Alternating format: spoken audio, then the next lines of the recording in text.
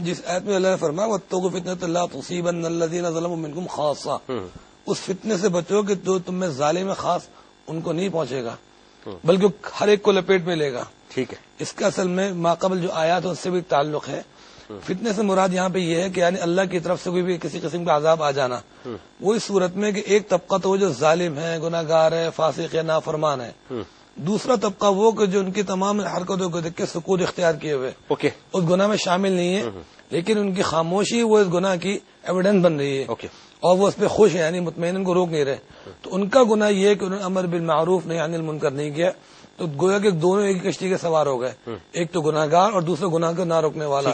مثال کے طور پر کشتی کے اوپر اوپر والے طبقے میں دوسرے نیچے والے میں، نیچے والوں کو پانی کی ضرورت ہوئی تو انہوں نے نیچے کشتی میں سوراخ کر کے پانی جمع کرنا شروع کر دیا. اوپر والے مطمئن کہ ہمارے سے کیا لینا دینا، وہ کشتی میں سوراخ انہوں نے کیا، لیکن ڈوبیں گے دونوں ہی. اسی طرح اللہ نے فرمایا مبارکہ میرا خیال ہے مثال دی گئی. تو اسی طرح اللہ پاک نے یہاں پہ سمجھایا کہ تم مت سمجھو گناہ گار تو وہ ہم تو بچے بیٹھے ہوئے ہیں اپنے نماز روزے کر رہے ہیں، نہیں، تمہاری ذمہ داری یہ تھی کہ امر بالمعروف نہی عن المنکر کرتے.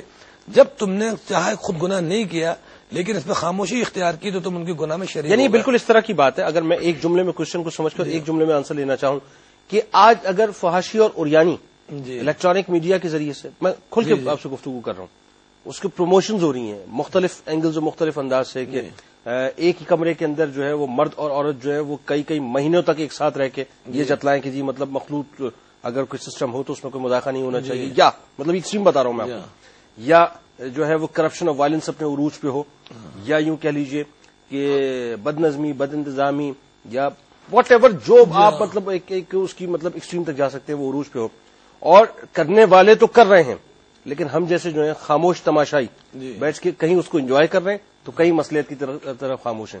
تو کیا یہ ہم بھی بالکل وہی حال ہے؟ جب عروج پر پہنچ گیا پبلک اس سے اتنی ہیبیچول ہو گئی کہ وہ ہیبیچول ہو گئی. بالکل صحیح بات جو آپ نے کہا نا انجوائے کر رہے ہیں باقاعدہ، کہ برا سمجھنا دور کی بات، اس سے انجوائے بھی کر رہے ہیں، لطف اندوز ہو رہے، تو خود بخود اس کا انفیکشن ہو گیا ان کے ساتھ اور یہ دونوں کے دونوں گناہ میں برابر کے شریک ہو گئے.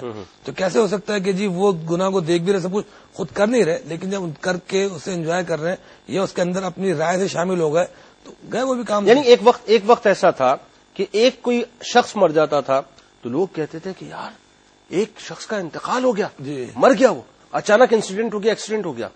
ایک وقت ایسا آیا، کتنے اسکور ہے جی، اور ایک وقت ایسا آیا کہ اب اس بات سے بھی آپ نکل گئے، اسکورنگ سے بھی.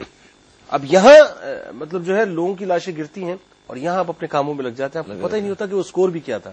بہرحال ناظرین، یہ گفتگو ظاہر ہو رہی ہے اور ابھی تو ایک بہت ہی اہم معاملہ اس رکوع کے اندر جو مال اور اولاد کے حوالے سے جس کو فتنہ قرار دیا ہے اس پہ گفتگو کروں گا. تو ظاہر ہے آپ کی کالز بھی شامل کریں گے ناظرین اور آپ سے بھی گفتگو رہے گی. مفتی ابوبکر صدیق صاحب، ڈاکٹر عمران اللہ کلیانوی صاحب ہمارے ساتھ ہیں، آپ کی کالز بھی شامل کریں گے. بس جاتے ہیں، لوٹ کے واپس آتے ہیں، آپ سے ملاقات کرتے ہیں ایک مختصر سے وقفے کے بعد. سرات آپ دینا چاہتے ہیں ضرور دے سکتے ہیں. اچھا مفتی صاحب، بات یہ ہے کہ ایک بڑا اہم پہلو، لیکن اس سے پہلے وہ جو دو کوشچنز آئے تھے کہ ایک جو پرابلم یہ ہے کہ جی کسی خاص مہینے میں شادی ہوئی اور وہ انتقال ہو گیا تو ان کے ذہن میں یہ بات ہے کہ جی اس مہینے میں نہیں شادی ہونی چاہیے، اس کے علاوہ کوئی اور مہینہ ہو. تو رجب میں وہ اسپیسیفکلی کرنا چاہ رہے ہیں. اب دیکھیں یہ تو بہت فالتو بات ہے جو انہوں نے ذہن میں ان کے آئی ہے کہ جناب جماعت الثانی میں کریں گے تو جناب وہ نقصان ہو جائے گا. عام طور پہ لوگوں میں سفر کے بارے میں مشہور ہے، حالانکہ سفر میں بھی کچھ بھی نہیں ہے، سب اللہ کے مہینے. سفر میں بھی آدمی کوئی سفر نہیں کرتا. جی کوئی سفر نہیں ہوتا اسے، بلکہ حدیث کریم ہے لا سفرا، یعنی سفر کو جو تم منحوس سمجھتے ہو کچھ بھی نہیں ہے اس میں، کوئی نحوست نہیں ہے. تو اسی طرح بہن کی والدہ نے جو بات سمجھی ہے وہ بھی شیطانی وسوسہ اور کچھ بھی نہیں ہے. اللہ تبارک و تعالی نے جس کی موت کا وقت لکھ دیا ہے تو خود قرآن میں فرماتا ہے وہ آگے پیچھے نہیں ہو سکتی ہے. تو یہ اب اس کو منحوس سمجھ کے بیٹھی ہے. اللہ کی قدرت کو دیکھیں کہ اللہ تبارک و تعالی نے چاہا اس مہینے میں انتقال کریں. پھر یہ جو اس قسم کی وہمی باتیں ہوتی ہیں نا ان کو کوئی سر پیر نہیں ہوتا. اب انہوں نے جماعت الثانی کو منحوس سمجھ لیا. اب جس مہینے میں مرا ہے وہ تو رمضان کا تھا، ان کو کائی کو نہیں سمجھ رہی ہے منحوس، وہ تو مرا تو اس مہینے میں، اس مہینے کو زیادہ بلیم دیں. لیکن میرے کہنے کا مطلب یہ دونوں کو بلیم دینا غلط بات ہے اور یہ بالکل وہم ہے اور ان کا کوئی. اچھا جنتری وغیرہ نکلوانا اور لوگ جو یہ جنتریاں نکلواتے ہیں تو اس کے بارے میں مختصر بات یہ ہے کہ نبی علیہ الصلوۃ والسلام نے ارشاد فرمایا کہ جو کاہن کے پاس آیا اور اس کی تصدیق کرے تو وہ کافر ہو جائے گا. اوکے. فقط کفر بما انزل علی محمد صلی اللہ علیہ وسلم. اور تصدیق نہ کرے, صرف انٹرسٹ رکھتا ہے ان کی باتوں میں, جنتریوں میں انٹرسٹ رکھتا ہے کہ ہفتہ کیسا رہے گا, یہ معاملہ کیسا رہے گا, یہ مہینہ, آنے والا دن کیسا ہوگا, محبوب کو قدموں میں کیسے لیا جائے, تو نوکری میں جو ہے باس کو جو ہے وہ کس طرح دبایا جائے, تو گردن کیسے ماری جائے, تو آفس والے جو لوگ ہیں وہ مجھ سے کیسے مطمئن رہیں, سارے معاملات رہتے ہیں. اگر ان پہ یقین رکھتا ہے تو وہی کفر فرمایا نبی علیہ السلام. میرا فتویٰ نہیں ہے, یہ حضور علیہ الصلوۃ والسلام کا فتویٰ ہے. بے شک بے شک. اور جو یقین نہیں رکھتا لیکن انٹرسٹ رکھتا ہے تو اس کے بارے میں علماء نے فرمایا کہ حرام ہے. اوکے. حدیث میں انٹرسٹ بھی نہیں ہونا چاہیے. انٹرسٹ بھی نہیں ہونا چاہیے. یعنی اس کا مطلب یہ کہ انٹرسٹ لیول بالکل وہاں پہ نہ ہو, ایک طرف ہو جائے. جی ہاں, یہ انسان کے عقیدے کو تباہ کر دیتی ہے یہ چیزیں. یہ تو بڑا اہم معاملہ ہے. اس کا مطلب یہ جو خاتون جنہوں نے کوشچن کیا غالباً اپنی وہ دادی کو سنانا چاہ رہی تھی. جی, والدہ کو. تو میرا خیال ہے کہ آپ کو ایک جملے میں ان کو تلقین کرنی چاہیے کہ یہ تو ایمان کا مسئلہ آ جائے گا اگر اس پہ. ہاں نہیں, بالکل میری بہن, ایسی کوئی بات نہیں ہے. سارے معاملات اللہ تبارک و تعالیٰ کے حکم سے ہوتے ہیں, اور ان چیزوں پہ یقین رکھنے سے شریعت نے منع کیا. تو بلی آگے گزر جائے تو وہ کچھ ہوتا ہے. بلی کیا بگاڑے گی, بلی خود اپنی روٹی کی تلاش میں پھرتی رہتی ہے. بلی ویسے ہی سہمی بھی آج کل انسانوں سے, انسان جو بلی سے سہما ہوا ہے. اچھا جی, غزالہ صاحبہ لاہور سے ہمارے ساتھ ہیں. السلام علیکم. السلام علیکم. وعلیکم السلام. جی وید بھائی, میں نے یہ پوچھنا ہے کہ میری ایک کزن کی ڈیتھ ہوئی ہے. اچھا. تو اس کی ماں نے, اس کو پتا تھا کہ یہ میرے بھائی نے مجھے چوری کا کفن دیا ہے, تو اس نے اس بچی کو یہ چوری کا کفن ہی پہنایا ہے. کیا بچی کے لیے بھی عذاب ہوگا یا صرف یہ بھائی کے لیے, یا گناہ ہے, یا وہ مطلب جو رشتہ دار ہے جس کی بیٹی تھی اس کی ماں کے لیے ہے؟ اور دوسرے نمبر پہ میری بچی کو اسکن کا کینسر ہے, آپ اس کے لیے دعا کریں کہ اللہ تعالیٰ اسے شفا دے. اللہ تعالیٰ اسے شفا نہیں شفا کہا کریں.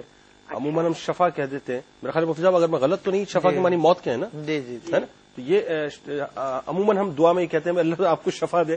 اب ہوتا یہ ہے کہ وہ اللہ معاف کرے, شفا ہم اس کی صحت یابی کی نہیں, اس کی موت کی دعا دے رہے ہوتے ہیں اس کو کہ اللہ تمہیں موت دے. اچھا, اب بات یہ ہے کہ یہ جو کفن کا معاملہ ہے, بہرحال اللہ تعالیٰ آپ کی بیٹی کو جو ہے شفا کاملہ عاجلہ نصیب کرے, اور ظاہر ہے پوری دنیا اس وقت سن رہی ہے. نام کیا ہے بچی کا؟ میری بیٹی کا نام ہے قرۃ العین. قرۃ العین. اللہ تعالیٰ قرۃ العین کو جو ہے بس اپنے خصوصی فضل و کرم سے نوازے. مجھے یہ بتائیے, وہ جو کفن والا معاملہ ہے اس میں یعنی اس لڑکی کی والدہ کو یہ معلوم تھا کہ میرا بھائی جو کفن لایا ہے وہ چوری کا ہے؟ جی. اور اچھا, کتنا عرصہ ہوا انتقال کو؟ تقریباً ابھی اس کو 1 ماہ ہوا ہے. ٹھیک ہے, آپ کو بتاتے ہیں. آپ کو بہت شکریہ. میں آپ کو دیکھ رہی ہوں ٹی وی پہ. جی بالکل, آپ کو بتلاتے ہیں. آپ کو بہت شکریہ, آپ نے ہمیں جوائن کیا. تو بڑا عجیب سا کوشچن ہے مفتی صاحب. دیکھیں, اس میں بات یہ ہے کہ اس مرنے والی پہ تو کوئی گناہ نہیں ہے, کیونکہ مرتے اس کے اعمال تو ختم ہو گئے. اب جتنے لوگوں نے یہ کام کیا ہے وہ سارے کے سارے گناہ گار ہیں, اور وہی لوگ اللہ کے یہاں پہ جواب دہ ہیں. اچھا جی, لیکن کیسے عجیب سی بات ہے. بس جی, وہی جو آپ نے ہم بات کر رہے ہیں, جو قرآن مجید کے حوالے سے بات آئی ہے کہ لوگ بدترین جانور بن گئے ہیں. سب باتیں پتا ہونے کے باوجود بس اس پہ عمل نہیں کرنا چاہتے. نہیں, آپ ایک چیز یہ دیکھیں ڈاکٹر صاحب, کفن کی حیثیت کیا ہے. یعنی وہ کفن جو ہے وہ چند روپوں کا ہوتا ہے, بلکہ اب تو ماشاءاللہ جس انداز سے ویلفیئر ٹرسٹ کام کر رہے ہیں مختلف جگہوں پہ, علاقوں میں, تو کفن دفن تو ویسے بھی کوئی پرابلم نہیں ہے. اللہ نہ کرے, علاقوں میں بہت کام ہو رہا ہوتا ہے. اور یہ صرف ایسا نہیں, کراچی میں, حیدرآباد میں کام ہو رہا ہے, لاہور میں ہو رہا ہے, آپ پورے پاکستان میں لوگ ہیں, مخیر حضرات ہیں.